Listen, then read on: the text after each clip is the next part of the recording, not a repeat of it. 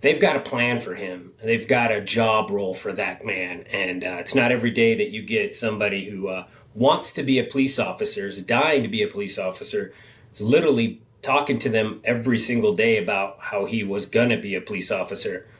It's not every day you get a master's degree in criminology that is going to go into prison, and they're going to leverage that. That's what they're interested in.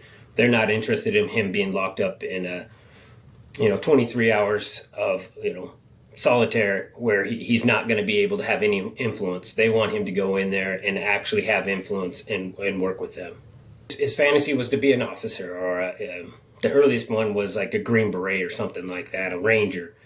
So this guy's had like these grandeur visions of himself since he was just a little kid. And I think one of the first things he told the officers when they arrested him in Pennsylvania was like, let's get a cup of coffee. I'm working on my criminology PhD and I'd like to interview you. It's like, this guy wants to be a cop or wants to be somebody of importance. He always has been. And that was part of the reason why we were trying to get them to take that into account and not plead with him. Don't give him the position of power. Basically dictate the terms to him. Exactly what happened. So it's just terrible. I think it's more about covering up some of the mistakes that they made. They don't want to talk about destroying the crime scene and how questionable that was. So they just say, well, we're gagged, and now that the gag's over, you guys aren't going to know exactly what we were talking about during the last 2.5 years. We got a pitiful effort from an old man who's retiring and doesn't believe in the death penalty and really had no right to even be in that room.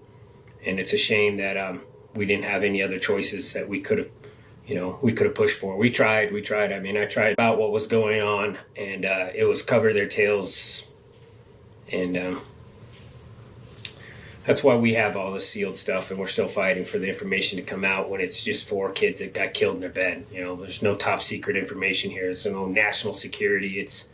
It's literally people thinking that they don't work for us anymore, guys. They think that we are lucky to be in that courtroom, and how dare us question them, and how dare us know what's going on and question what they're doing. And